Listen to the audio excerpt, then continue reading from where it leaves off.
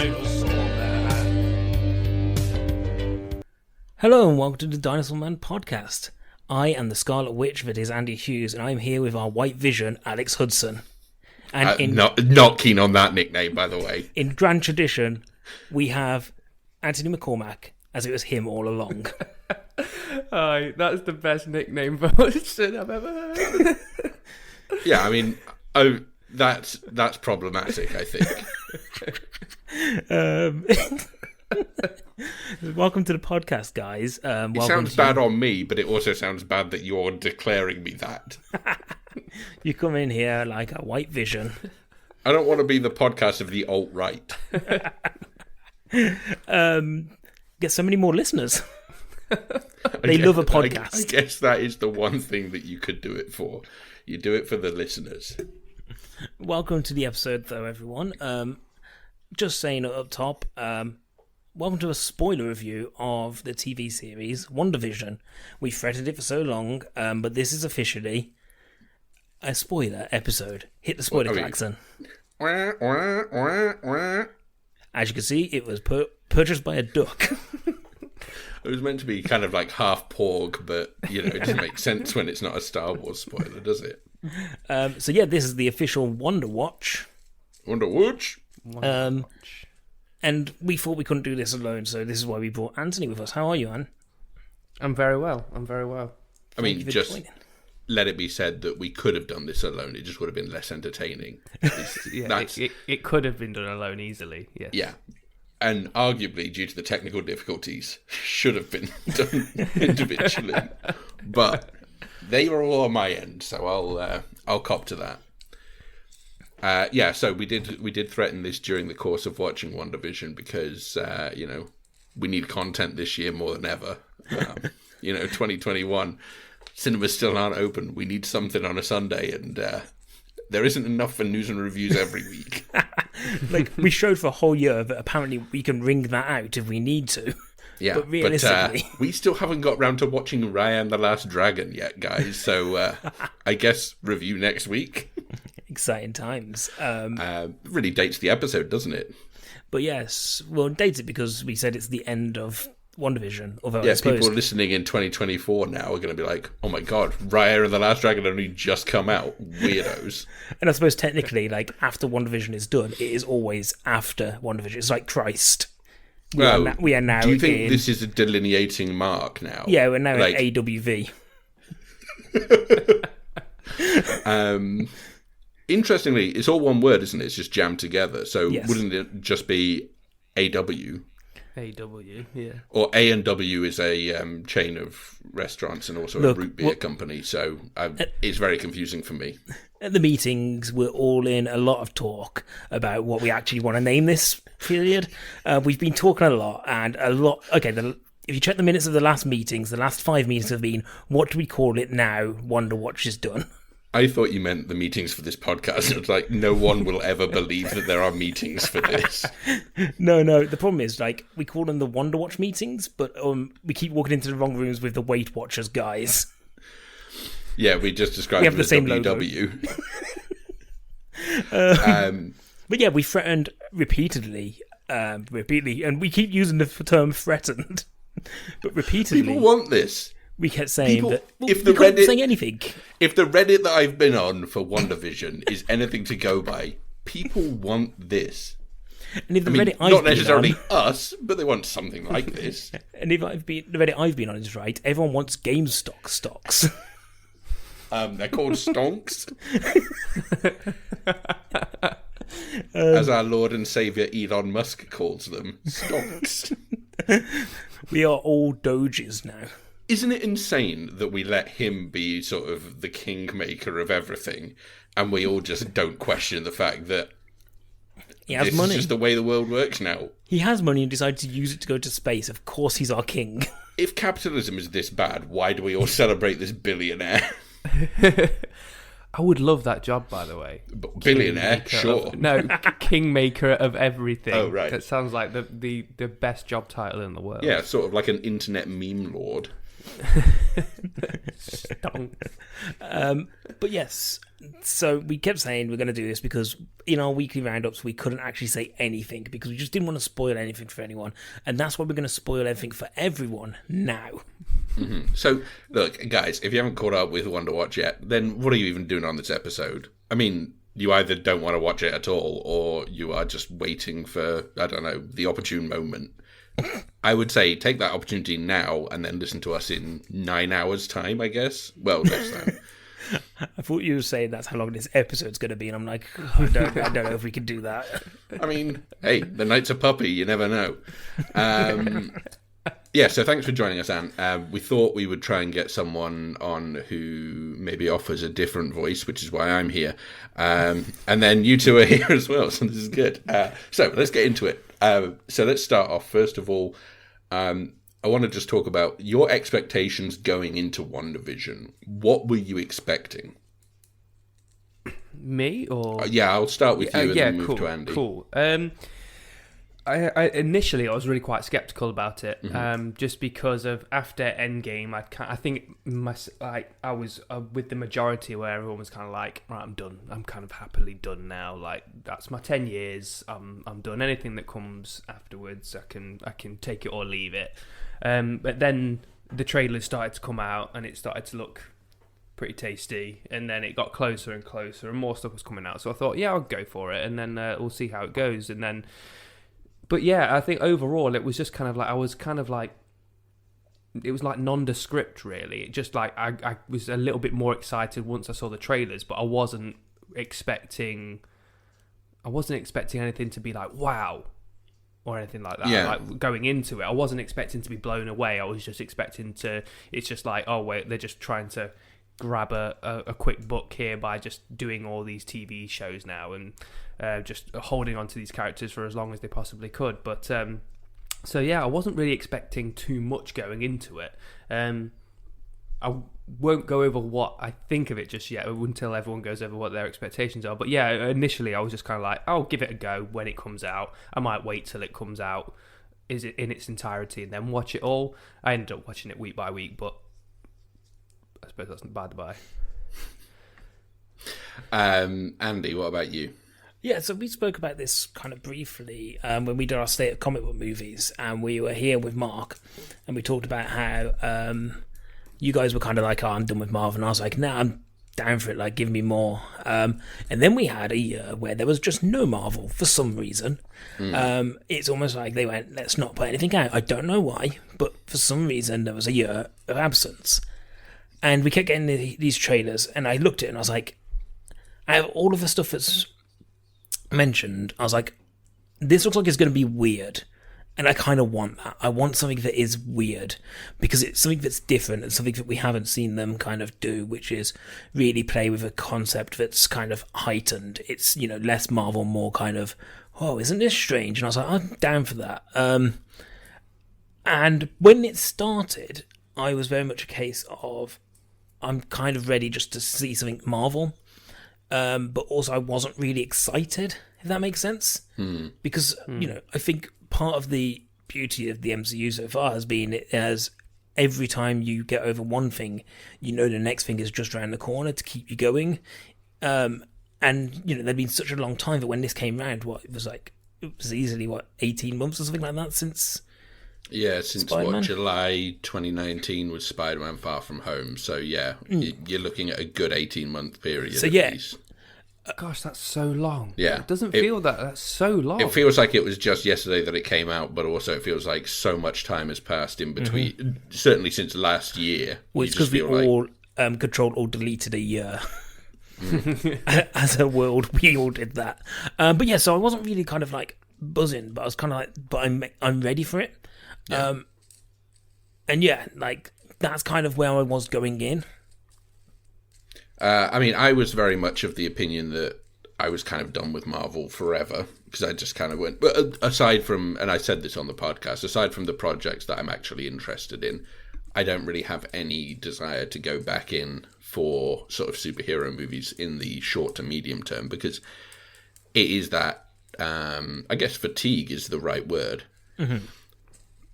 And then, the Disney Investor Day, when that happened, I kind of watched all of the trailers from it, and we talked about it on the pod, obviously, but I watched all the trailers and I just thought, I don't really, nothing is jumping out at me. And we did have that discussion afterwards, and you said, if there was one thing from there that you could go and see, which would it be? And I said, I guess the thing that looks most sort of intriguing to me is WandaVision. I think intriguing was the word I would have used at that point, because, you get such a... from that sort of first teaser trailer, you get such a limited idea of what's going on. Mm-hmm. And I think it's almost deliberately confusing, that trailer, because I think they realised that, hey, maybe we need to just sort of mix it up a bit here and wrong foot people slightly, which is probably the approach that's correct to take in this case, because it did end up being something, for at least for part of it, that wasn't quite the standard formula. Mm-hmm. Deliberately confusing is probably spot on. Yeah. To be fair, and that's probably not just for the promos or the trailers, but it's for throughout all. I think deliberately confusing is bang on the money. So I mean, that was my expectation. Was going in was kind of like, I got tricked into watching it. Because I would have happily not watched it. Did they drop the first 2 episodes together? Was that it?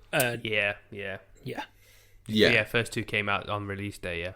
Okay, because that was it. Was that you'd watch the first 2 episodes, Andy, and you were kind of like, okay. I mean, I don't know if you'd like it or not. And I was like, yeah, okay. Neither did I. And then I see all these articles being written about the sort of reviews, because I think the reviewers got the first 3 episodes all at once, and they were going, oh, it's strange, it's like Twin Peaks, but it's Marvel's version of it. And I was like, this either sounds horrible or it sounds quite good. So that made me go, okay, I'll take the plunge. So I pressed play and I watched those episodes, but I feel like I got coerced into it by reviews that may have cited things that I'm a fan of. And fortunately, WandaVision was so much like the show. Well, Our favourite show, Twin Peaks. We'll get onto that later.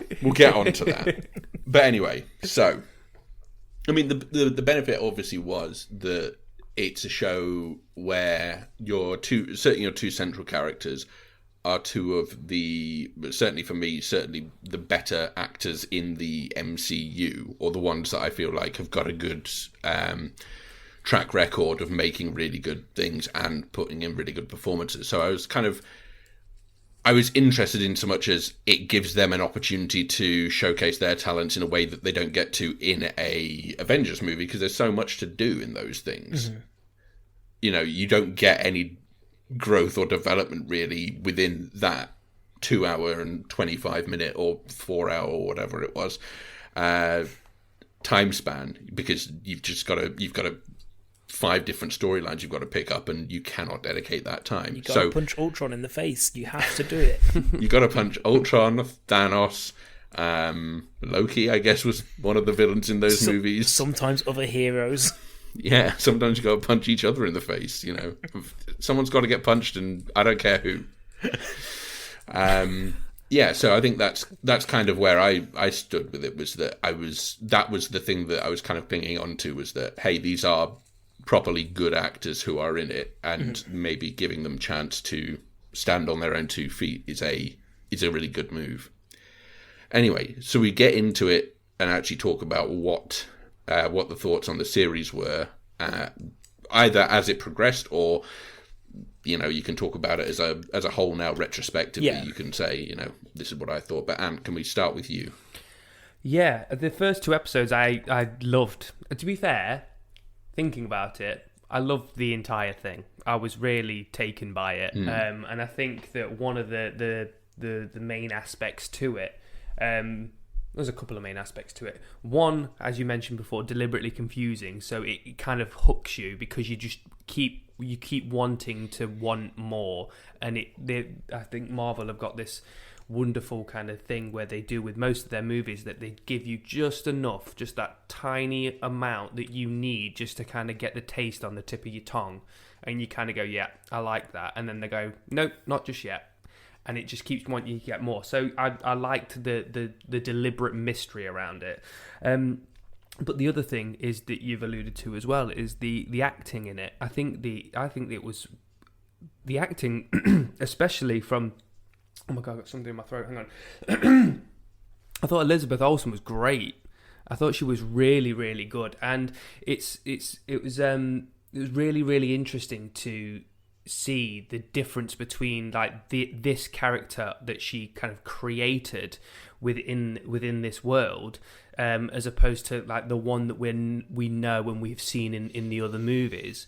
But I thought it was great. I think, like I said, overall, I really, really enjoyed it. But like, let's say go back to the first two episodes.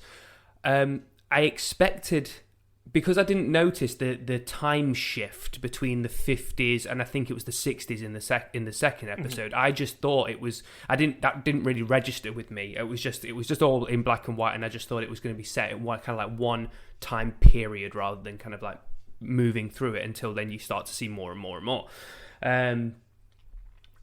But yeah, I thought it was going to be, all of it was going to be done like that, and you would get, go back and forth from like normal time and whatever this is that we didn't really know back then. And it kind of gripped me because that style is not something you see at all these days.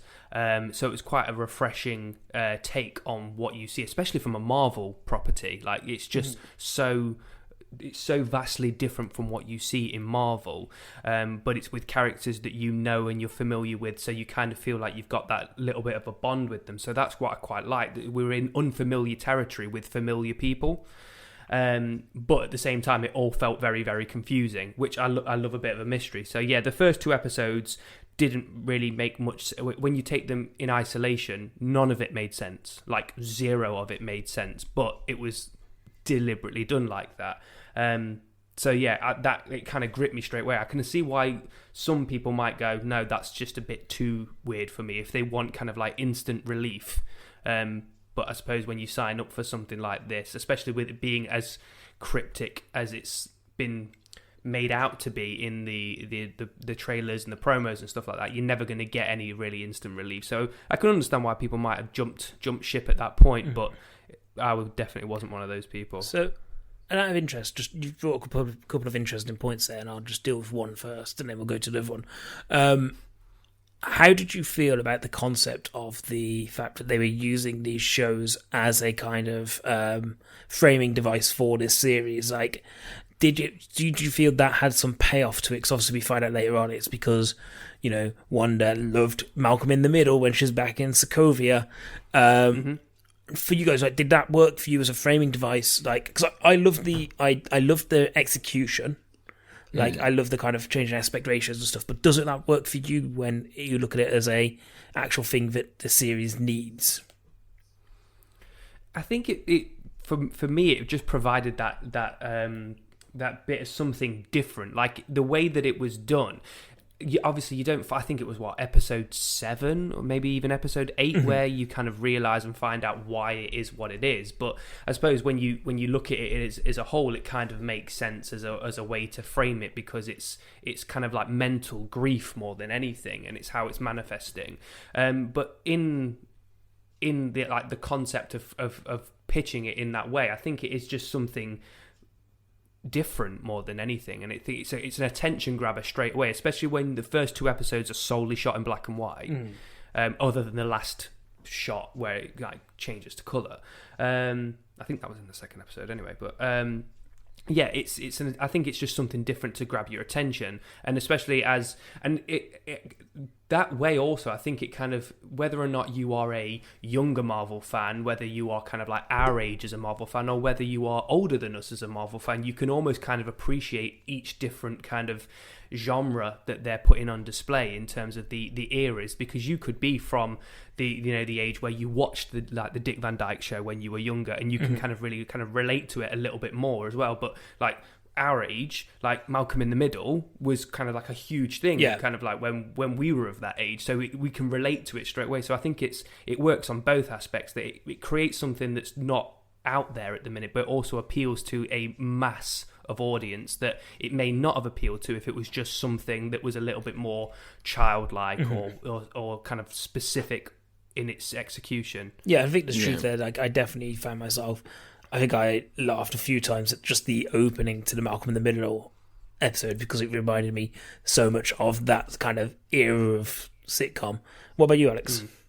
Yeah, I mean it's kind of interesting in that I think the show for me worked best when it's still sort of when it's still ingrained itself with that sitcom DNA stuff, and I think that's for me when it was at its most successful. But I think the difficulty is always going to be like, you know, you always want to be you're telling a grander story within this series, so you always have that in mind of, okay, so if we have it framed within this sitcom thing, we still have to make sure we're hitting all these beats on the way to this conclusion. Mm-hmm. Whereas I would have been perfectly happy with them basically doing a sort of, you know, a standalone adventure of the week type thing. But, you know, you go from the 50s, the 60s, and you just hit those decades going through. So I appreciate that what I want from this is going to be completely irrelevant to what a MCU fan wants from this, because they want something that's further that story and sets up the next phase of the movies and stuff.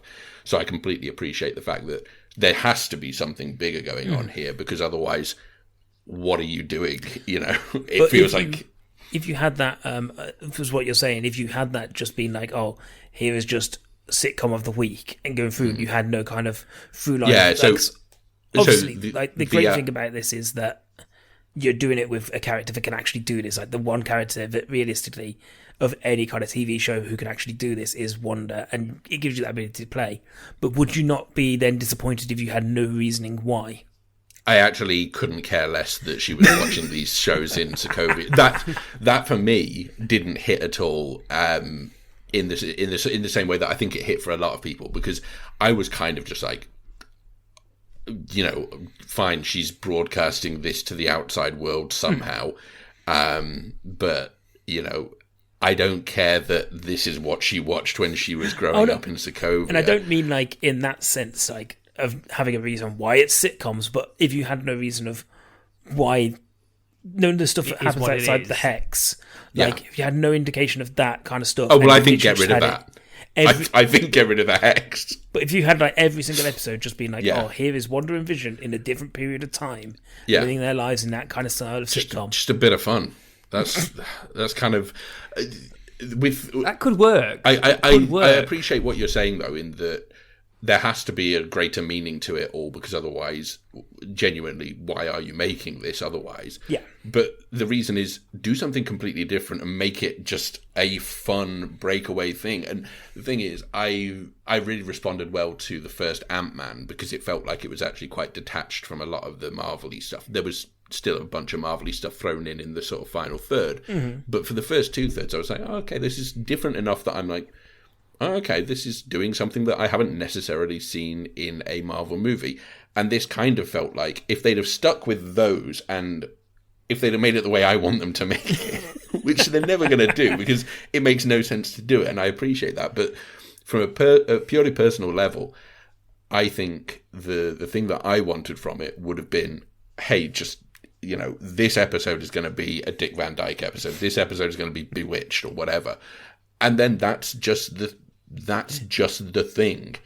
And then you get just a pleasant thing, and you can just go, right, compartmentalize that away. That doesn't mean anything in the grand scheme of things. So when we have it could work though. It could work. Hey, look, and of course it could work, but why would they ever do that? Well, you could almost kind of frame it as, I mean, there was some epic trolling in there by Marvel, which we'll probably get into anyway. There were some kind of like internal trolls of kind of the audience and stuff like that. But they could have made this kind of just like, it's almost kind of like you know how you get filler episodes in seasons. Well, this could have been a season of filler in between movies. Like it just could have been a, you know, whilst you're waiting kind of thing, and which would make it a little bit kooky and a little bit weird. I agree with you that I prefer the kind of made up world a lot more than kind of like the Marvel-y stuff. Like when you were kind of like in like normal day and dealing with the kind of normal day events that's happening around because what she's doing, I kept on finding myself saying, I want to go back. I want to go back into the Hex. I want to find out what's going on there because it was, and I think it was because it was so different. But thinking about it, as you say it, I don't see why that wouldn't work in its entirety.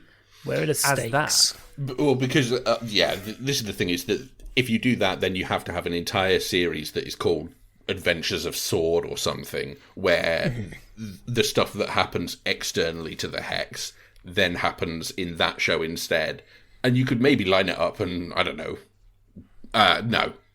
I'm not going to say you could line it up and have them, like, interject themselves, but in their series into this series, because it doesn't really work. CW's Arrowverse all over again. Well, it's like it's like Two and a Half Men joining CSI for the episode to get the ratings up. It didn't work. But yeah, like, I understand what you're saying, but I don't think that was purely on a personal level, yes. And I appreciate there is guaranteed no way that Marvel would have looked at that and gone, you know what we could do here is completely standalone episodes of just Marvel and what's her name, Wanda and Vision just having a really nice time together. That's all I want. I don't. Yeah. I get enough explosions and sky lasers in Marvel movies to not necessarily need that here, but I can appreciate that at the end of the day, they have got a multi-billion-dollar franchise to keep maintaining. Exactly. And in order to set up what happens next year or at the end of the year in Spider-Man, you kind of have to lean into that idea of this is all going to be... I mean, it's something that I don't necessarily agree with because I feel like... Well, I do and I don't because I can completely... Sorry, I'm second-guessing myself all the time here, but I was about to make a point. So my point is always, the film should work individually. The film should be able to just be something you can get into. And I think for the most part they are. I think, you know, if you watched Endgame without watching Infinity War, then you're an idiot, obviously. But if you've... So say Doctor Strange 2, I feel like you should be able to dip into that and get an idea of what's going on and be able to go into that without having seen Doctor Strange 1. I think the reality is that Doctor Strange 2, you are going to have been expected to watch a lot more than just Doctor Strange 1. Well, this is the problem, is that I think even if you disagree with that and say, oh no, you should always watch I can watch Police Academy 2 and work out what's going on without having seen Police Academy 1, right? Yeah, but Police Academy hasn't set up its own universe, has it? It kind of has. Guys, do we not remember there were 12 of them. The Bobcat Goldthwait spin-off? So... But yeah, the point I'm making is essentially, I see what you mean. Even if you say, okay, you've got to watch the film in the series, so you've got to watch Doctor Strange 1 to know, you know, what this guy's deal is. I don't feel like I should also have to watch 9 episodes of WandaVision in order to be able to know what's going to go on in film 2 of that series. But ultimately, maybe I'm not supposed to watch all of the episodes. Maybe I could just watch the last 2 episodes of WandaVision and still get an idea. But finally, sorry, I know you're dying to come in here, Andy. Finally, I still don't feel like I should. I don't know whether you will have to. I think that So there's 2 sides to this. One side is the fact that Marvel is this living, breathing entity where everything connects to each other, and the fandom love finding these links and finding out how everything links to each other. And, you know, those who want to be will be there for everything. And Marvel understands where their bread is buttered. They understand how they get that coin in the fact that those people are going to watch everything. Like, you give them something, they will watch it. The other side is we don't know what Doctor Strange 2 is yet, sure. Which means that there's every chance it starts with a kind of brief recap for your audience who haven't seen WandaVision of, oh, Wanda really went crazy after Endgame, you know, riddled with grief, went and made herself a family or whatever, and now she's out as the Scarlet Witch. You know, just kind of like 5 minutes. And now I've got to do some surgery. Yeah, is he still a surgeon, or is he not a surgeon anymore? His hands don't work because the Sorcerer Supreme instead. He's got a bigger job now. Scalpels. He could do magic scalpels. He could, and there's not enough magic scalpels. You know what? More doctors in the MCU. To be fair, there's not enough Sorcerer Supremes doing surgery these days, so I do think that he could. Why do we call them Surgery Supremes if they're not Surgery Supremes? The same reason why we call burgers Chicken Supremes when they're not actually supreme. Oh, also, I suppose Veggie Supreme pizzas aren't doing surgery either, so I guess that makes sense. I think you're right, though, Andy. I think that it's very possible that you could see on a newscaster talk about the events of what the Hex was and say it was Wanda that did it, and there was like a discussion that's been had with people at wherever to say, oh yeah, she was just doing her thing and now she's gone. The way I want it is Sam Raimi comes on screen at the start, talks to the audience directly for 5 minutes. So if you've never seen an MCU film before, here's what you need to know. And then just does a sort of and then walks off. Brief flick through the last 12 years. That's Bruce Campbell's cameo. Anyway, what we'll do is we'll get back into the meat of it then, because I think it was worth addressing that issue, because I do think that for me, you're right, that framing device was the strongest stuff within it in terms of what I wanted. And when they abandoned that, I was less interested. And you're right, when they sort of switched to the outside world or whatever they call it, then I didn't respond in the same way that I think a lot of fans would have. But one of my favourite moments, I guess it's of there the for a reason, is something that happens outside of the Hex, which is seeing kind of the, I don't know what they call it, the re-snapping. In the hospital. Yeah. Oh, they should trademark that. The unsnapping. Yeah, they have a term for it, and I don't know what it is, so we're going to call it the re-snapping. The blip? No, wait, the blip's the thing. The blip is when they went. The blip is the 5 years. Yeah. But they've called it "You've been blipped." So I don't. Yeah. Oh, they did in Spider-Man anyway, didn't they? So that scene at the start of episode 3, maybe, where you see kind of Monica Rambeau kind of come back into life, and then you just see this absolute chaos of the hospital as people suddenly realise, oh no, like we've just been coping with this hospital like for the last 5 years, probably running to capacity, and now we've got everyone who was here before come back, and all these people trying to work out where their families are, who they are, where they are. Like, it was just chaos, and I thought it was just a really nice way to kind of timestamp it in this universe. As somebody who, I do like the fact that I have these kind of 20 odd films and series, and it all kind of links into each other. I like the fact that that kind of is addressed slightly, and seeing that moment, because you don't get it in Endgame. You don't get to see everyone come back. So to see it and kind of see the kind of real life ramifications of that was great. What did we think about Monica Rambeau then as a character? Because obviously she is somebody who was in this quite prominently. Yeah. And obviously by the end of it is powered herself, who isn't one of those main two. So from what I understand, she's going to be going into the Captain Marvel 2 as this super-powered creature. Photon? Okay. Photon. Okay. I would get confused if I watched Captain Marvel 2 and she just turned up and suddenly she has powers. I'd be like... It's fine. At the beginning, Sam Raimi comes on screen for 5 minutes. Did she have powers as a baby? I don't know. I can imagine... But I'm not going to watch that movie. I don't think so. It's fine. I can imagine the beginning of that movie is her meeting Nick Fury and there being a conversation. So that kind of like sorts out your kind of, this is who she is and what she's about. That will be cleared up very, very quickly, I imagine. I mean, look, I think in terms of, her, you're right, that certainly that hospital scene was sort of the best, I think the best external scene and possibly the best scene of the whole thing. And you're right, it's something that doesn't ever really get addressed within Endgame. No. Yes, but you do still get that. What I liked about Endgame was the bit where they've all gone and they were all coping. That was the best stuff for me. So more of the sort of real-world ramifications are really interesting to me. But I don't know. I mean, Tiana Paris is very good in that role, I think. But I don't know... I appreciate there had to be someone who then got some kind of power to be able to impact the story in a meaningful way, because otherwise you've just got the most powerful character in your universe is... Did they know? Like, I don't know.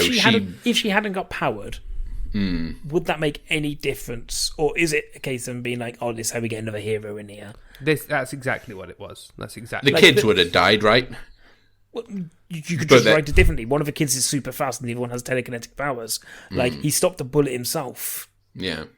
Like, Didn't think to stop all the other bullets, though, did he? Mean of him. He didn't know she had that power. Nobody knew she had that power. Did she know she had that power?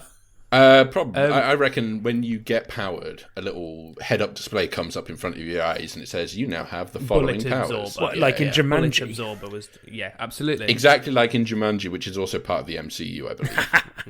Yeah.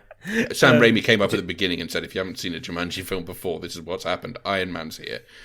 Yeah, I do think that it was exactly that though, mate. Like I think that they needed to in their overall story they wanted Photon in it and for Captain Marvel. It's less cluttered later down the line. Basically, it means that you can get the establishing stuff done without having to do it in the film. Yeah, so you get more time with the actual superhero than you do with the creation of said superhero, which takes time. I appreciate we've already had a film where we've met this character, admittedly as a sort of 7-year-old or whatever, but you know, it's I appreciate that they'll say, well, we've done our time in terms of actually setting up this character because you've already met her before. I mean, she was completely different and didn't have bullet absorption powers then, we think. But I think unless she was naturally born with that.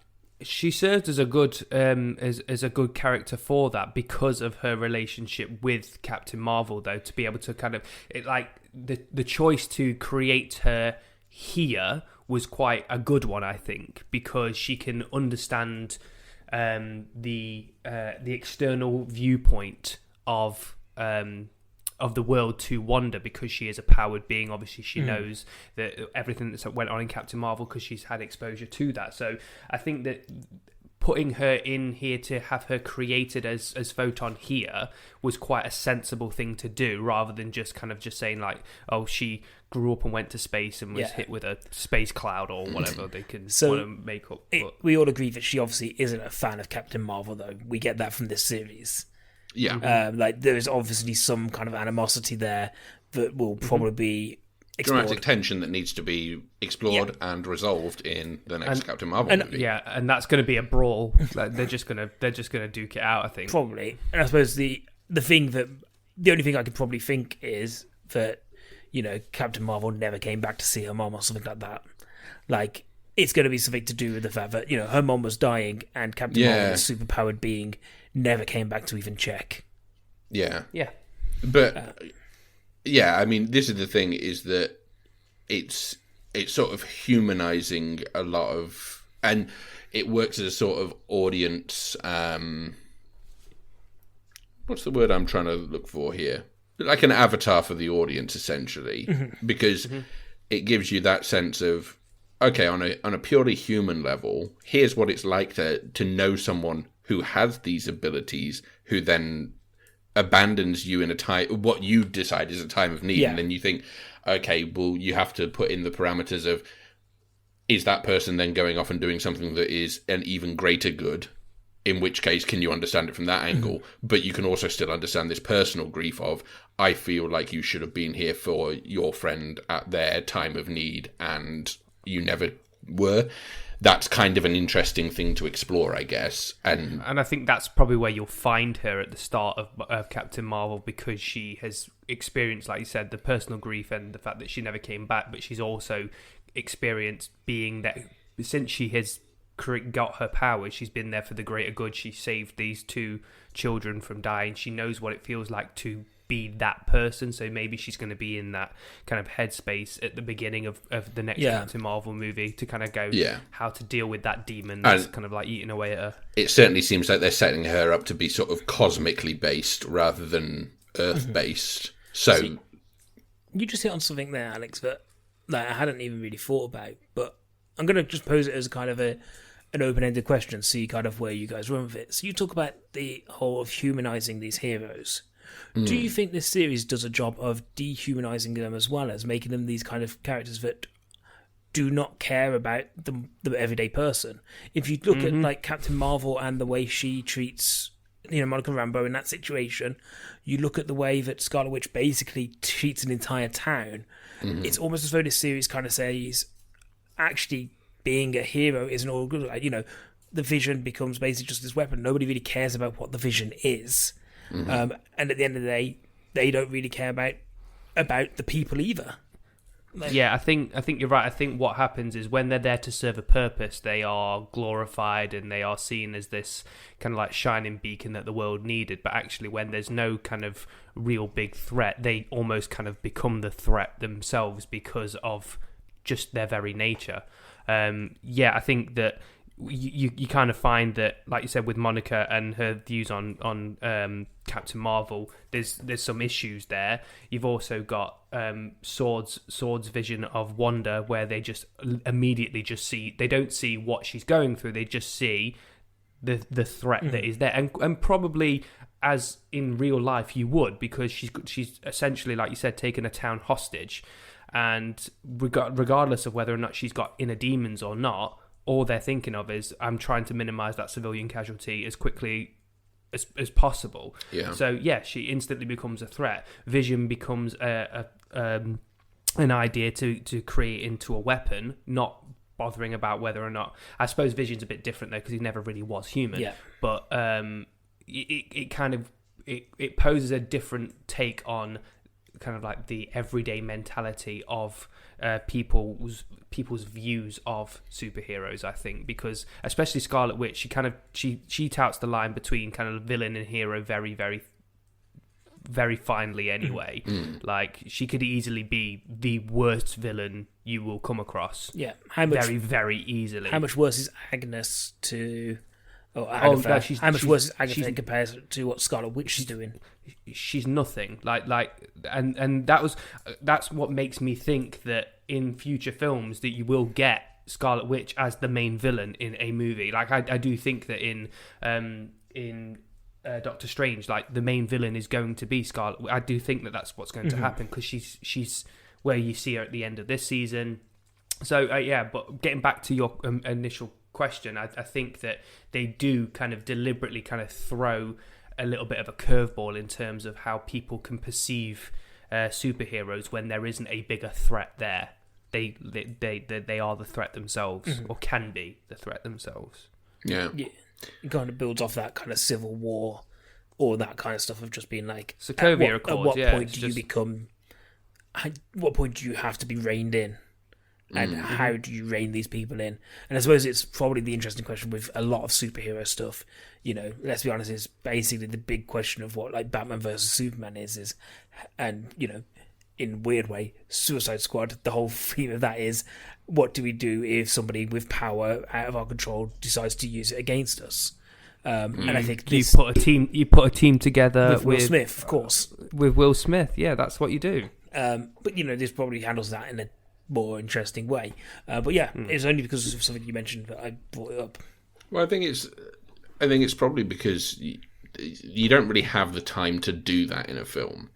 And sure, like, Civil War was kind of based around that, but then sort of evolved into very much a personal story of Tony Stark's, basically. Yeah. But with this, it means that you've kind of got the time to actually pose those questions in a way and start exploring them in a way that you don't really have time to do. Even so, I mean, you mentioned Batman versus Superman. The problem there is you never really set those characters up in the first place before you got to that bit. So if you're asking that question immediately, first time I'm meeting these characters, it doesn't mean anything. Whereas here, it's kind of like, okay, well, sure, you've only seen her in in Civil War and then the Avengers movies, but still, you've at least got a basis of understanding of, like, okay, I kind of know what this character is all about. And Vision, I've never been entirely sure on how he works, so I'd rather not get into that. On Monica Rambeau, though, what I wanted to say was the one thing I liked a lot is her interactions with Jimmy Woo, and I really liked Randall Park. I just think he's just really good, and I like him in this. And there was a lot of of people being like, oh, there should just be a series where it's just Jimmy Woo going around solving crimes. The Adventures of Jimmy Woo, solving crimes that are somehow related. I'm like, I'm down for that. Like, one thing I think we all have to acknowledge as a society is that Randall Park is far too handsome, though. Like, I can't help but notice how handsome he is. And it's really distracting Randall Park. So if you can stop being so handsome, that's better for me. There you go. It makes if he's a listener, he needs to now. It makes me feel better about myself. And he is, yeah. I think though his inclusion in the kind of like normal everyday stuff made it a little better as well, because the everyday stuff was very serious. It was very war. We need to end this. We need to kill. We need to get. And he kind of like provided that kind of like humor, that much needed humor that you got in the Hex, in the kind of in the sitcom style that you get. It's very kind of like slapstick humor at times, but he provided the humor outside of it, and I thought he was great in it. I think I really liked him in Ant-Man and the Wasp, and I thought he was great in this as well. I actually forgot that he was in Ant-Man and the Wasp. I thought he was maybe in the first one, but yeah, I guess that makes sense. But yeah, you're right in terms of like that external stuff, because it had the possibility of just delving into it and being too much of a, not necessarily political story, but you understand what I mean there when I'm talking about that agency coming in and sort of having to take action. So they have to, I think they felt like, okay, we've got to still marvel this up somehow. So you see the reintroduction of Jimmy Woo and also Darcy Blake, is it? Darcy's... It's not Darcy Blake, that's a right back, I'm pretty sure, at Crystal Palace. Kat Dennings. Kat Dennings' character. Kat Darcy Dennings. Lewis, there we go. And I suppose that's kind of, it gives the audience at least something where they go, oh, there's the familiarity. I know who these characters are. I've seen them before, and I kind of know what their personalities are from those movies. And they are the comic relief within those movies that they're in. I mean, Ant-Man, everything's comic relief, so it doesn't really, yeah.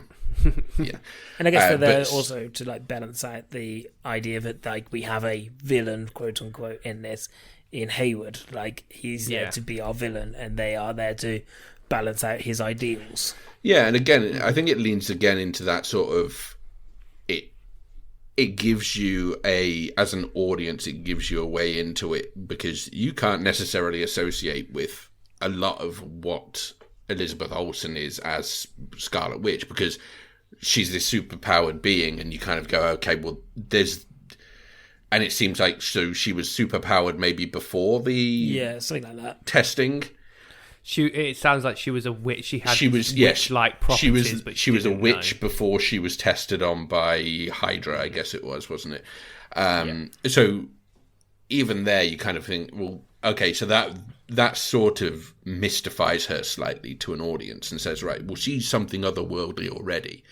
So you still need a way in, and Vision, because he is sort of the entire consciousness of the world put into this body that can do whatever it wants.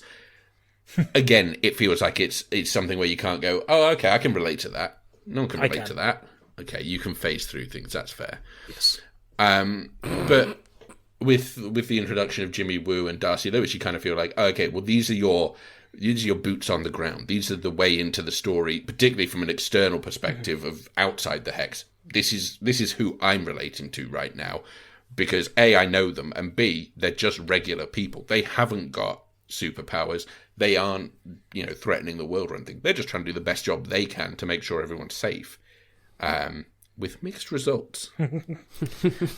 Yeah, and I suppose you say, obviously, you can't relate to Scarlet Witch, but one thing you probably can relate to is kind of her reasonings for this, and obviously as the series goes on, we find out kind of how this Hex was born and how like it came to be, and it is a story of somebody dealing with grief, and it's that kind of thing. And there's a moment near the end where Monica Rambeau just kind of lets it go and being like, oh yeah, don't worry about it, like everyone's done this, but like there is almost that kind of kernel of truth to it, of being like, if you had that power, would you bring somebody back who you wanted and you needed, and a lot of the films haven't dealt with the fact that Scarlet Witch has been through, like Wanda has been through a lot of grief. Like, she lost her brother.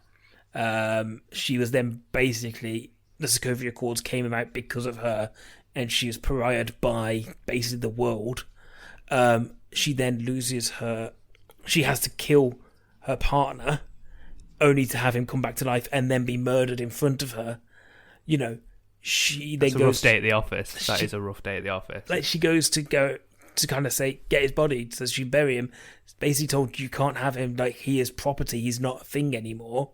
And you can't feel him anymore. Like, she's been through a lot, and I think as a detailed kind of look at grief and how that affects somebody, I think there is a really nice kind of through line in this of, I think it's something that you don't get to see that often. Of something basically going, we are putting kind of woman's grief right in the centre of all of this. And almost kind of looking at it in a kind of sympathetic way of being like, well, yeah, of course this is the case. Of course she's feeling this way. That's something that I really did like about it, and kind of just piggybacks off this idea of just kind of like, I think there is something at the core of this series that I think does really hit home. Yeah, I think everyone can relate to grief in some manner. Maybe not to the extent of this particular character, losing her parents in a war, losing her brother to a machine, and losing her lover to a homicidal maniac / alien / world destroyer. I only know the last one. Yeah, well, most people do. I think some people can, most people can relate to grief in very, very different ways. And like, you pose that question, if you had the ability to be able to bring back someone you wanted or you felt like you needed, and you could, I find me someone that says no to that. Mm-hmm.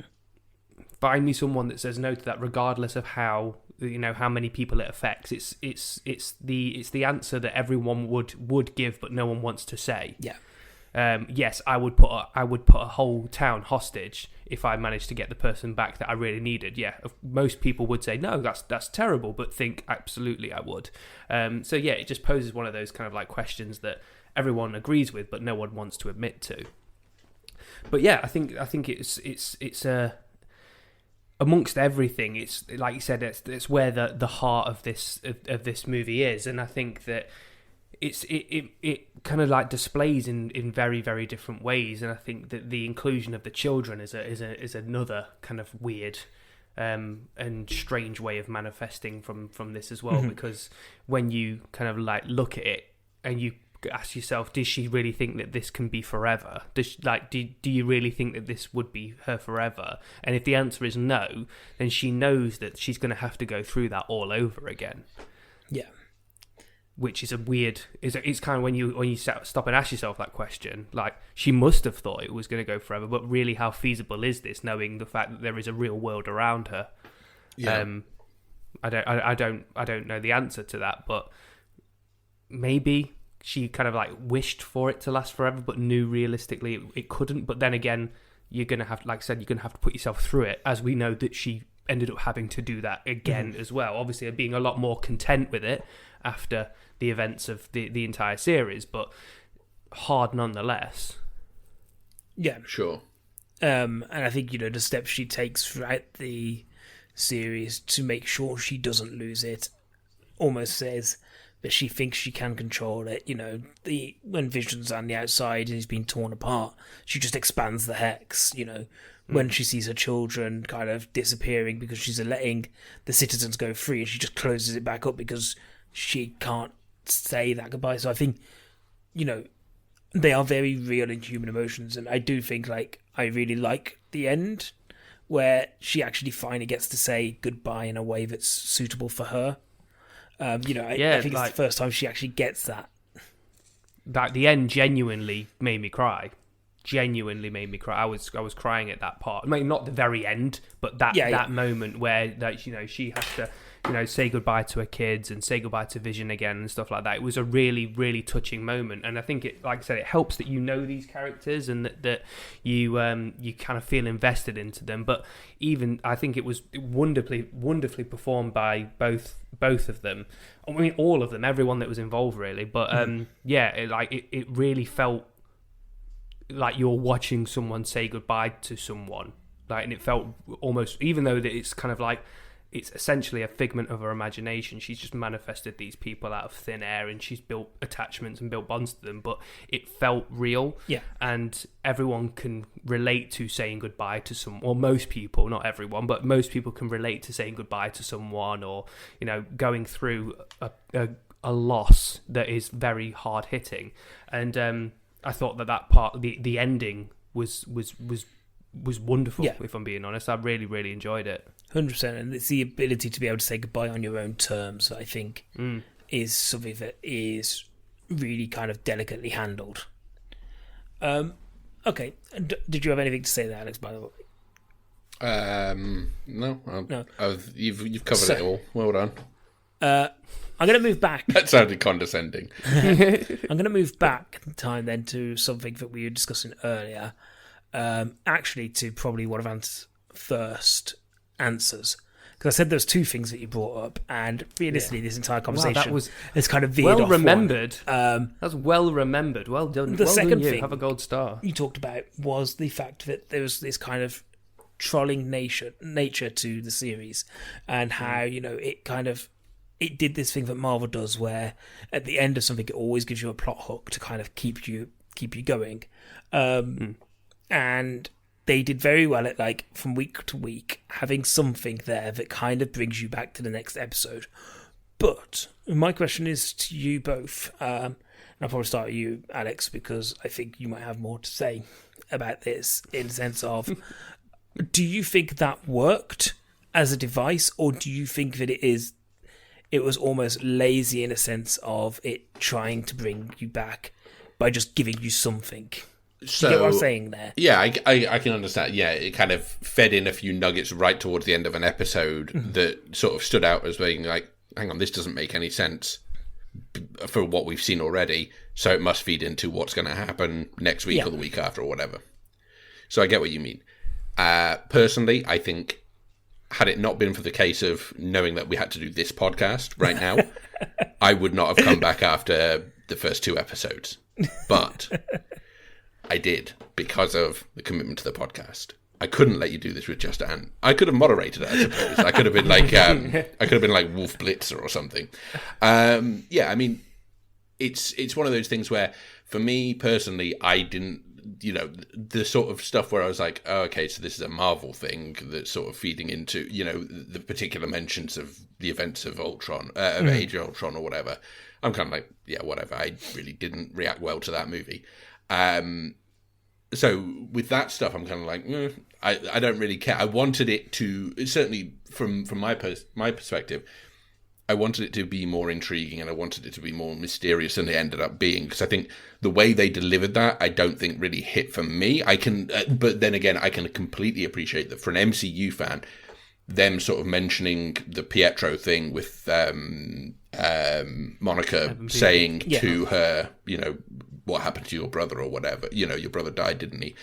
That kind of thing, for an audience who are really ingrained in this and are huge fans of it, I can understand, and particularly the ones who then go away and comment all week and say, oh my God, they mentioned this is going to mean this or whatever. I can appreciate that for them, that's going to work. That's really going to work. So I think, if you're asking, did it work for me on a personal level? No. But I can see that it completely worked for the audience that this series is intended for, because it gets them thinking, oh, okay, so if that's going to be mentioned, then are they going to bring this up? Do you think we're going to see a vision of something? Do we think that this vision is a real vision? What do we think is going on with this vision? And that kind of thing then fuels that fire for the next 6 days, and then you drop your next episode and you go, well, some of it was right, but a lot of you thought that we were going to bring in Aaron Taylor-Johnson, and no. Just like, sorry He guys, will not come back to this. did somebody even mention an aerospace engineer? What are you talking about? And Yeah. I think. Sorry, Ant. Yeah, you go ahead. I was going to say that I agree. Like, for MCU fans, and I think I mentioned this on one of our live streams that we did, that this felt very much fan based. Like it's purely made for the fans, for the amount of stuff that was in it in terms of little nuggets that were dropped in there.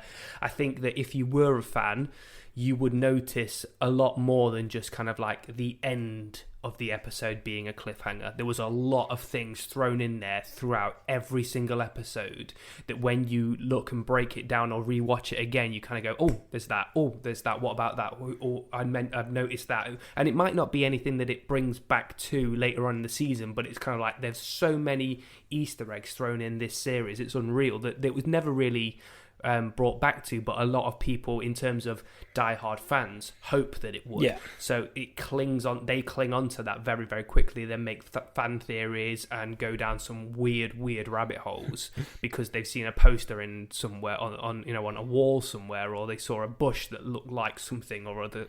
And for fans, it's a real treat for them because of how kind of fans. I think fan service is kind of used in a kind of like negative kind of view, really, but was very fan servicey, and I don't think that fans would say that it being fan servicey was a negative thing. But I think if you weren't a fan, one, those things would go over your head, and two, all you would get is the last part of the episode kind of going, oh, wait, I didn't. Where's that come from? Yes. And then there you go. Welcome to another branching path, because you've made 2 points there again. Stop making points. Jesus. And I'll cover both of them, because one is, absolutely, I think there is a lot of kind of fan servicey stuff in there. And this is absolutely what I call water cooler television. Like, this is TV basically created more than anything to give you something to talk about with your friends until the next episode. And it worked, because the amount of kind of WhatsApp chats I had where it's like, oh, what did you think to this, and this? Like, great stuff. And it was definitely just kind of throwing stuff in there. And actually, one of the things that I'm probably most disappointed with in the series is the fact that it seemed to me to be a thing of, there are things there purely for you to talk about rather than to have any real payoff. The fact that Pietro is in this, and it being the kind of what's his name, the guy who Evan Peters. Forgot his name completely. Okay. I didn't know what you were going with there. I was like, yeah, neither did I. No, I don't know what word you he's searching for here, and the word was Evan Peters. And I was going to just say American Horror Story dude. Okay. So the fact that it being Evan Peters, you've got Pietro and it's Evan Peters, and that opens up the questions of it. Oh, does this have something to do with Fox and that X-Men franchise, and what does that have to do with this universe? And then that being all the kind of fake out to just do a boner joke, and this kind of be nothing, and in line with it being like that character basically means nothing, and people are still questioning, oh, does it mean something? But it's like, but the payoff you have in this series isn't there. The fact that they had and I think this Marvel are going to be very careful about this going forwards, is, you've got the one who plays, I'm forgetting all of the names, the one who plays Photon in this, Monica Rambeau, Tiana Paris, said in an interview, people are going to lose their minds when they find out who this aerospace engineer is, for them to be no aerospace engineer. Paul Bettany having that, and it's a masterstroke of trolling to be like Paul Bettany with that. It's perfect British humour of being executed very well. I get to perform with somebody who I've always wanted to perform with, and it being like, okay, but it's then himself, and I think they did very well at kind of keeping you talking about it, but actually when you look back at it as a whole, how much of that payoff is there just to get you to keep watching, and how much of it is there because it added value to the series? But you could also argue, but on like, to flip that around to say, yes, it probably was just to get people talking, and it probably was just to kind of get people kind of engage with the next episode, but how much fun did you have thinking about that? 100%, yeah. And I think that's the kind of pay, like the balancing act that I have to do of just like, I did have a lot of fun being like, who could this be? And actually it's the real disappointment, the fact that I put too much expectation, which kind of brings me to the second point you made, which is because of this and because of us, being fans and us trying to find stuff. So obviously the fact of there's like the Agatha Harkness. You still there, Alex? Yeah, I'm still here. You blipped out of existence for a second there. I just saw everything just disappear. It was just a semi-click. It was a semi-snap. That's all it was. It was just someone trying to... It basically gave me a heart attack. I kind of... Everything went black, and I just went, oh, no. And then it came up with, like, sort of 2 red stop signs on each of you, and I was like, okay, well... Fingers crossed everything's still here. But what I was going to say is because, obviously, Agatha Harkness comes and she's basically, like, the worst-kept secret in television. If you knew kind of what you were looking for, you went, oh, that's Agatha Harkness. A lot of people were disappointed there wasn't anything bigger. Yeah. And I think, and this is the thing with that I've kind of observed whilst watching this, because I'm going to track back a little bit to Mandalorian. When Mandalorian was announced that it's going to come out weekly, a lot of people were divided, very divided, because everyone's we're in the kind of world now where you get everything. It's instant gratification. You get it. It's all released. You get to watch it. You can binge it in a day. And then The Mandalorian came out, and it was kind of like, okay, well, actually, we're going to do it weekly, and that's how it's going to be. And people kind of really resonated with it. Now, with this one, it's the same kind of thing. So people are kind of like, those that are kind of like Disney fans or Marvel fans or fans of whatever it is, that both like Mandalorian and this kind of know how this goes and know how fan theories are going to then develop over the internet. Because I suppose the difference here is, well, way back when all we got was weekly releases, you didn't really have such an internet presence to be able to make such fan theories. Whereas now we've kind of got the internet, it kind of spoils it a lot for a lot of people. But I think that's the reason that people kind of only focus mainly on the outcome of what it is that happens rather than the journey of getting to what you decided or what you think is going to happen. Because, yes, I really, really enjoyed every single episode. But I really enjoyed the week after and leading up to the 6 days afterwards, talking to people that have watched it and what they think. I enjoyed that just as much as I did watching it. And that, for me, kind of like enhances my experience of watching it all in its entirety, because I was annoyed that we didn't get Mephisto, because it kept on thinking that you were going to get this big, really, really big bad. But how I got there and how many people I spoke to about it and what we thought was going to happen and different outcomes was just as entertaining as watching each episode as going along. So I kind of focus on the experience as a whole rather than just the what actually came out of it. Like I was expecting, because of Agatha Harkness, you were expecting something to do with Fantastic Four. Like I was really expecting to see Reed Richards, really, really expecting. Didn't happen. Okay, fair enough. I was expecting to see Mephisto. Didn't happen. Okay, fair enough. But with Marvel, you've also got to remember is nothing's ever done by accident. Like all these little things might not lead to anything, but you can guarantee in a year or two, it's all going to be there. And I suppose the interesting thing is, like, you make a really good point, like, and just as a kind of like idea or more anything, is the last series I remember watching and week to week was kind of questioning with all my friends of being like, oh, what do we think is going to happen? The one I mainly think about is Breaking Bad. Because I caught Breaking Bad in like before the final series, and I only watched it week to week in that last series. And I suppose the difference is in a series like that, you haven't got all these books and hundreds of years of lore that are in the comics.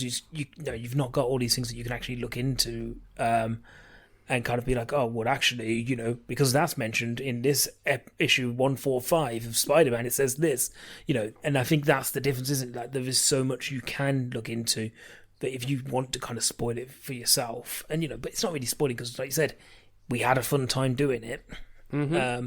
But, that's kind of my one thing where I was like, Alex, Yeah. As somebody who didn't enjoy this series as much as, say, the other two on this podcast, Weird way why? of saying you and Yeah. Ant. Yeah, I kept speaking and I don't know why. Where does this fall down for you then? Like, how do you think this could have been something more? So for me, I felt like the problems I had with it were always that once it abandoned the sitcom angle in those last 2 or 3 episodes, I think it was, didn't follow that convention, I instantly lost any real interest in sort of the format, because I was like, well, okay, the thing that you had that was kind of the unique thing about this has now been taken away. And I appreciate it doesn't make sense to keep on doing that once it's been revealed that it's all sort of a fabrication or whatever. But once that got took away, I ended up feeling like, oh, okay, this has now reverted back to relatively standard Marvel formula. And, from sort of, and I appreciate what you're saying in terms of, they're exploring this central character's process of going through grief and processing loss and things like that. But for me, it all reverted as soon as that thing happened and you start exploring that stuff. It all felt like it was really backloaded to, like, those last 3 episodes. There was a lot more packed into there than they, I think they could have put more of that grief process within the episodes themselves in the sitcom world, and built it into it, because then it serves as being like a sort of strange thing of you going, okay, what's going on here? And I would have liked that a lot more, because it felt like at the end I was just going, I think this feels like it's maybe a bit too backloaded and a bit rushed in the final couple of episodes. A lot going on, and I felt like the pacing was just slightly off in terms of giving us little bits of that process. I think would have worked even better had they been doing it from episode 1 in the way that I wanted them to. I appreciate no one's going to make a series for me, but the stuff that I think what you're saying about this sort of appointment television type thing, I think that's, it's smart from Disney, because it's essentially saying, we want you to not cancel your subscription. Yeah. So we're going to stretch this. Yeah, we're going to stretch this out over 9 individual weeks, and however long the Mandalorian ended up being per series. We will release it week by week, because then you're not going to cancel your subscription. People are going to be talking about it. The water cooler talk. You're absolutely right when you say this is water cooler television, in terms of the same way that Game of Thrones, where people were theorizing week to week, who's going to be the next character to die? Because as soon as you deviate from the books or whatever, you can then go, well, this is now into intellectual property on its own. In the same way that The Walking Dead very early set up itself and said, well, we're not going to kill the people you expect us to kill if you read the comics. We're going to keep, if they're fan favorites, we're going to keep them alive, because so many bad choices. So many bad choices. But you're right in that it kind of removes that sense of ownership by the fans, because it then says, oh, hang on, we're in a completely different world here. And this kind of had that thing of like, we're going to introduce characters who are people that, if you are well versed in comic books, which a lot of your audience is going to be, then they'll know. And I think you're right in that some of it felt like it was put in there just to cause that Reddit discussion. The casting of Evan Peters is pure stunt casting and nothing else. And I think that's kind of lazy, because I feel like, so she could have opened the door to anyone with silver hair and gone, okay, there's a guy with... It's not a troll of her. It's a troll of us. Which, well, yeah, I didn't get it. If I'm being honest, that's the one thing about this series I didn't get. And this is the thing: is that you could put any small-time actor in that role. Give them industry minimum for that role. Gilbert Gottfried. I don't care how much you need to. But Wanda, I'm here. As long as she opens the door to someone with silver hair, and then he says, "Hey, doesn't your baby bro get a hug or whatever?" It still means the same to that character. Yeah. But it doesn't mean anything to the Reddit fans, to the people who are on Twitter all the time going, "Oh my God, can you believe the massive reveal of they're bringing the X-Men into this universe?" Because that's pure, it's a cynical decision. And I think because it's just there to get that discussion going and make sure that it trends in the right SEOs, and you're going, fine. I mean, you've got people talking about your show, and it's the most talked about show since The Mandalorian, I guess. Yeah. So congratulations. It's been 3 months since that one ended, and already you're back into it. So it kind of felt like, to me, the stuff that worked was, I really liked the fact that sitcom format was so strong in the first couple of episodes, and then as soon as you introduce the external world, I'm kind of just like, well, this is not interesting to me because all of this feels way too Marvel-y for my liking. So all of that external stuff, I was like, fine, I don't care about this. Can I please get back? In the same way that Ant was talking about it and saying, I wish I was back in that universe. And then the latter few episodes, once you kind of break the fourth wall, it then felt like, oh, okay, this is proper just Marvel stuff now. You end up with a couple of people flying around in space and, not space, but, in the sky shooting lasers at each other, while another two people do exactly the same thing over there. And you're just going, okay, I mean, I appreciate I'm watching a Marvel TV show. I should expect certain conventions to be followed. I just wish that they weren't. And for me, it's more a case of, look, it's not a missed opportunity for them because they've done exactly what they want to do and what they need to do for the future of this franchise. But if they want to get one person on board, it's a huge missed opportunity for them to have done something really unique, I think. And I don't think they managed to do it because I felt like it just devolved into, I've seen this all before, and I'm not bought into the emotional gravitas of this in the same way that a lot of other people were, because I didn't care about any of the external stuff and what the ramifications were in the real world, because I was more in tune with, like, okay, if we're going to do this sitcom thing, can we just keep that going? Because that would be a more interesting thing. And you can still have the emotional storyline that she's going through. You can remove some of the external stuff because you don't really need it. It's a way of introducing Monica Rambeau to get superpowers, and it's a way of making Gordon Hayward go to prison or whatever. That's what this series was for. Also, I mean, Hayward, I don't really think he was a bad guy. I don't think he did anything particularly bad. We needed somebody to be bad. But you say bad, but, like, I would rather put Scarlet Witch in prison than him. For sure. She took an entire town captive, and not like she captivated their hearts with her brilliant performance. Also, with his character, he didn't care about the people there, though, did he? Really, he just wanted her to get fucking angry. My issue with his character was, surely everything could have been resolved if he'd just had a conversation. Like, well, that's the same with every Marvel film. If he'd just turned around to people and been like, "Oh, we're rebuilding Vision because, by the way, that Vision in there is real."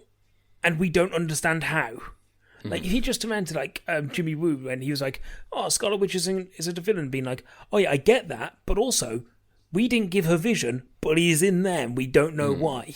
Surely that's a whole easier conversation. But then it's easier for you it's then easier for you not to dislike him as much. And that's exactly. The problem, is that you're trying to set him up as being, well, we need someone for the audience to really not like who's a figure of authority. And I get it. Authority figures are almost always bad. We get it. Don't worry, guys. But I've just got to the point with Marvel where I'm like, anytime I see an authority figure, I'm like, well, unless you're Nick Fury, I guess you must be evil. Whether you're Robert Redford, whether you're this Gordon Hayward. I don't even know if his name is Gordon Hayward. I've maybe made up a first name. Gordon. But whether it's anyone involved in any degree of sort of suit wearing, I'm just like, okay, this guy's a villain or this girl's a villain because they've got to be. Why would you have them in here if they weren't meant to piss me off? I guess they must be baddies. Touching on the whole Vision is real that's in the Hex and we don't understand it. Is it not just Wanda just being a little bit vain? Because, like, I say this in jest, of course, but she created him through the Mind Stone, right? The powers that from the Mind Stone that gave her the powers. But he is a figment of her imagination. Essentially, he goes out the hex. He ceases to exist. So, is that not just her, just kind of like loving herself a little bit because she's kind of like created him? Is that a bit? Kind of. It's also, though, for me, like, in a really kind of wanky way, of she found in Vision something that is part of her soul. Like when they talk about soulmates, you know, she found the one person who, when you say you're looking for that one person that completes you, like she found the person who was born of the thing that is deep within inside her. So she finds the Vision of being like, this is the perfect thing to kind of complete me. And actually, because of the absence of that physical presence, was then able to manifest them in life.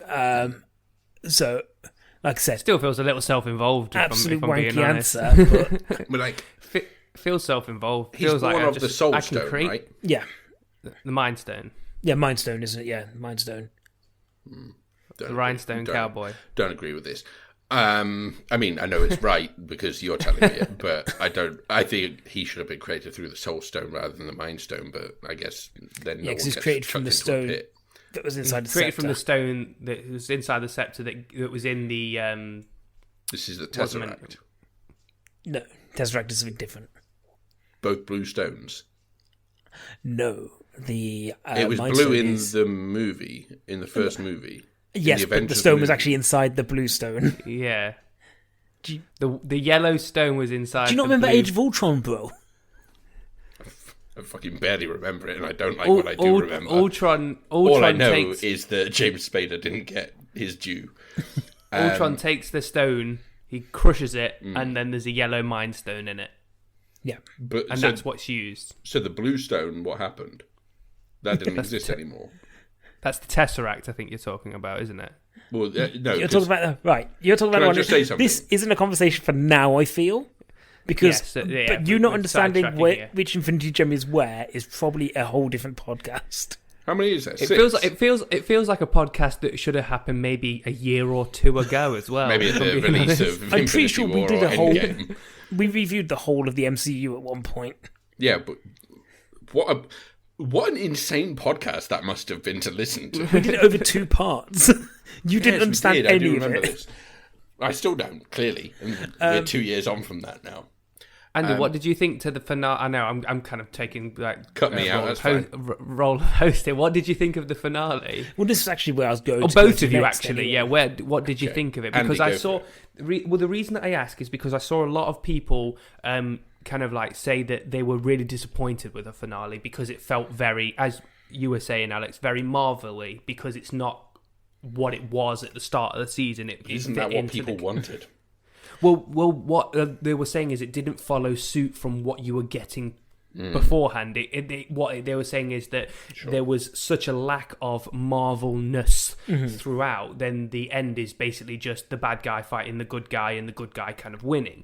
But I thought that was to me. I didn't think that the duel between like Vision and White Vision and Wanda and Agatha, I didn't find that to be kind of like the crescendo of the episode. For me, it was more kind of like dealing with the whole grief side of it. For me personally, I felt that was kind of more prominent than the fighting, dueling stuff. But a lot of people couldn't see past that element of it. So I just didn't know if that's what you thought about it. Right at the beginning, we talked about that the series as a whole, and that being like how there was no Marvel stuff for so long.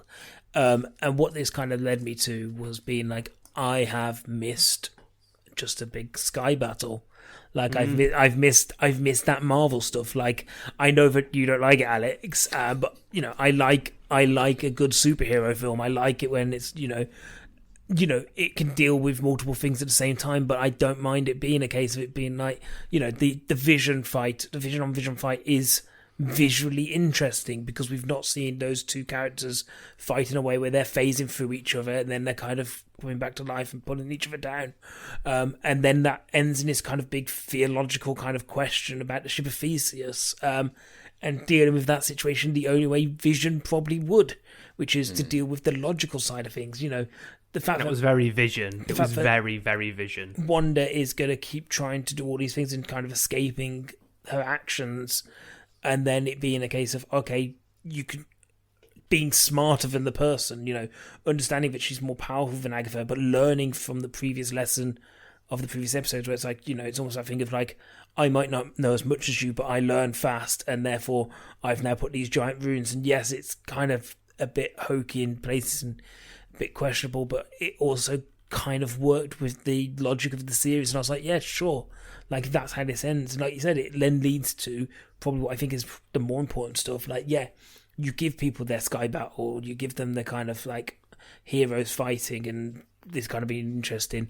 I love the fact that White Vision tried to kind of mount in Wanda, where he just tries to just absolutely squash her head, which I feel should have taken as much pressure as he was actually putting on.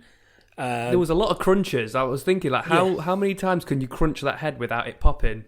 You know, like, there was a lot of crunches to that. I felt there was a lot for me to really enjoy, and I get the issues that people have. And I especially get the issues that you have, Alex, because I know that this isn't your thing. Look, I don't have the same issues that the Marvel fans have with it, because I couldn't give a shit about that. But, you know, I think a lot of the problems are people built this up to be something that it wasn't, and they wanted something more, and they didn't get what they wanted. Like, they had all these theories, and these theories didn't pan out. But at the same time, what we got was still a lot of fun, and I still liked it. And like you said, I think you're absolutely spot on where you said the actual crux of it all was kind of, where does this leave Wanda at the end of it? Like, emotionally, how does she deal with this situation? So yeah, I liked it, basically.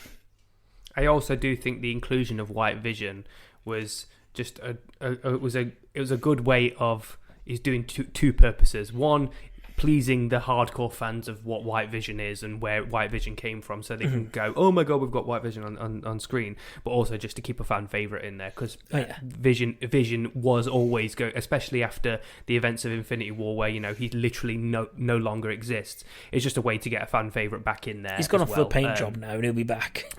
Yeah. No one ever really dies in Marvel. I that's to me, like, your kind of like rundown of it is pretty much the same as mine. Like, I'm just happy I got what I got, but I don't think necessarily the Marvel-y battle was the kind of like talking point of that episode for me. It was more kind of like the ending, but I don't know. That's just like, because I'm all the way back in on Marvel now. Like, I'm back hooked up to that IV, that Marvel dripping into my soul, and being like, yeah, cool, let's do this again. But can I just say at this point, Andy, I never felt like you were off Marvel. I think you were still shooting up Marvel secretly without telling anyone. You said you were doing the methadone clinics and stuff like that, but I think the more you kind of doubt Marvel, the more surprised you are, because one thing you have to give Marvel is they're consistent. They are very, very consistent in terms of what they bring. Now, that might not be everyone's cup of tea, and it's not everyone's cup of tea, but one thing you can't deny is they are very consistent in what they can deliver. There are a few stinkers out there, don't get me wrong, there are a few stinkers, but they are consistent. So I have always said that this Falcon and Winter Soldier thing is it just looks like very typical Marvel stuff, and it's again, I think I've said about this, about WandaVision, what I said about that. I'm gonna give it a watch. I'm not holding my breath on it, but then, you know, we come out of the 9 weeks of this one, and I turn around and say I absolutely loved it. So yeah, I think that they're good at keeping fans satisfied with what they want, whether or not that's over and above, or whether or not it's just right down the line of absolutely what they expect. But I don't think they ever really under-deliver for fans for the majority, because they've got that formula and they work that in every single time. Yeah. So yeah. I mean, look, I'm not going to disagree with anything you're saying, because you guys are the fans of this series more than I am. And I think purely from a sort of, okay, do you give the audience what they should be expecting from this? And the answer is yeah, kind of.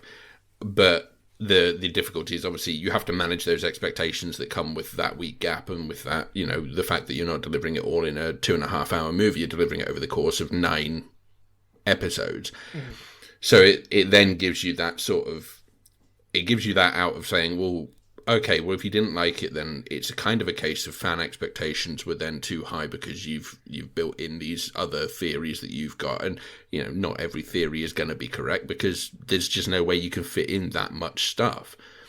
And I think for Marvel, it means that they can then go, right, well, we've done a lot of the sort of legwork of what we would have had to do in the ramping up to the next phase of the movies within this series. And presumably within the next series and the next series and the next series. So all of that feeds into this idea of like, well, it just makes our job easier going forward because we can just go into those movies knowing that we've given these characters a lot of time on their own. And it means that because this is actually a thing that I was going to bring up. We spoke about this was in the run-up to, I guess, Infinity War and maybe Endgame more, but definitely Infinity War as well. In that there was this kind of change of the guard that had to go ahead with the Avengers franchise. Because in Civil War, they set that up as being they all arrive at, like, the sort of new Avengers arrive at Avengers Palace or whatever. No, it's at the end of Ultron, isn't it? Yeah, Age of Okay, so it's even older, but you get what I mean in that it's those kind of the newer characters were sort of brought there, and you kind of like, okay, so here's the new bunch. But as they kept on adding new characters, you know, you have Black Panther coming in, who I appreciate is not, well, I don't know, is he an Avenger? They're all Avengers, really. Everyone's an Avenger. Is everyone an Avenger? Is Shuri an Avenger? Look at Endgame. Whoever is on Cap's side is an Avenger. Whoever's on Thanos' side, not an Avenger. Not an Avenger. Wait, so those like dog people weren't Avengers? Absolutely. Okay. It's hard to believe. Not unless they were I was convinced they were going to get the next one. I don't care about Inhumans and their stupid time traveling dog. But yeah, okay. So here's what I was thinking was that I think I spoke about this in the run up to Endgame, potentially in the aftermath of Endgame. They've left themselves a lot to do in terms of this change of the guard because we haven't really had a lot of time with most of these characters aside from the ones who've had their own solo movie. And it kind of felt like I was like, well,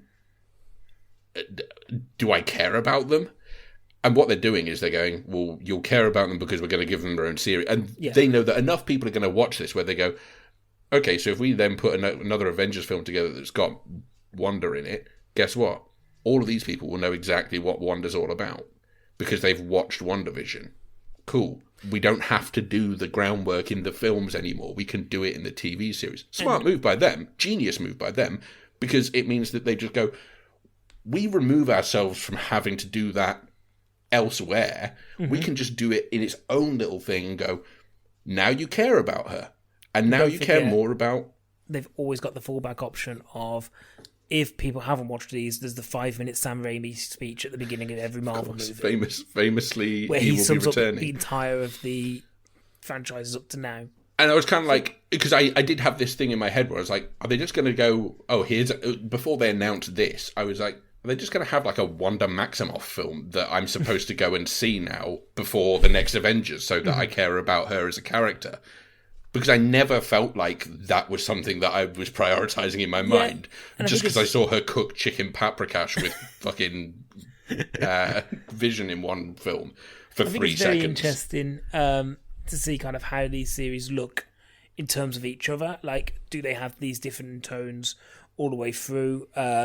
Or like the films that kind of have like different kind of, although they are Marvel in DNA, they have their kind of like different kind of paint jobs and stuff. And also how much will that lead into the film side of things?